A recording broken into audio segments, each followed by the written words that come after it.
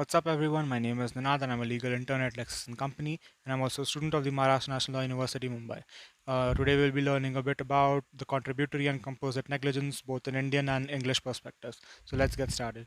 Now, generally, when a plaintiff, by their own lack of want of care, contributes to the damage caused by negligence or a wrongful conduct of the defendant, they are considered to be guilty of contributory negligence. On the other hand, when the negligence of two or more persons results in the same form of damage, then is said to be composite negligence and not contributory negligence. And in such cases, the persons responsible for causing such damage are known as composite tortfeasors. In case of England, these tortfeasors are divided into two basic categories, which are joint tortfeasors and independent tortfeasors.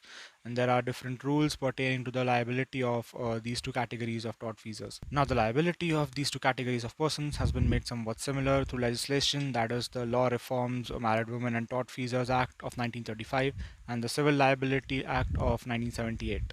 Now, the courts in India haven't religiously followed the footsteps of English law, but they have definitely formulated rules in consonance with the principles of justice, equity, and good conscience, albeit fitting them as per Indian conditions. Now, unlike in England, the distinction between joint and independent tortfeasors is not of much relevance in the Indian context because the rules in India are completely different, and a question of the distinction of such sorts has seldom arisen.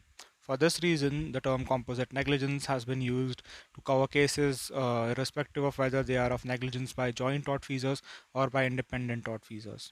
In India, there is no particular central legislation corresponding to the Law Reform Contributory Negligence Act of 1945 of England, but the Kerala legislature has taken a lead by passing the Kerala Torts Miscellaneous Provisions Act in 1976. Now, Section 8 of the Act makes provision for the apportionment of liability in case of contributory negligence. This provision is similar to the one contained in the English Law Reform Act of 1945.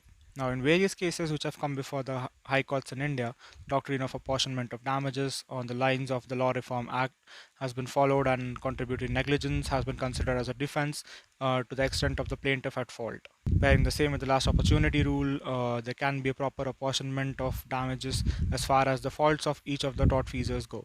Further, the liability of composite tortfeasors is joint and several.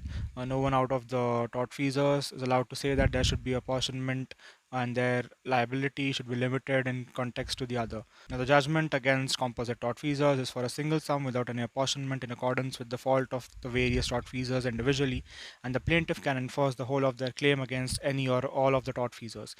It is completely the choice of the plaintiff to choose either one or all of them. Now, the defendant in such a situation who has paid more than their share of the liability may definitely claim contribution from the other defendants to cover up for the excess that they have paid. That is all for this video, guys. If you learned something from it, do like, share, and subscribe. Do comment down below any questions, opinions, any suggestions, or any kind of queries you have regarding the video. That's all. Thanks for watching, and I hope you have a good one.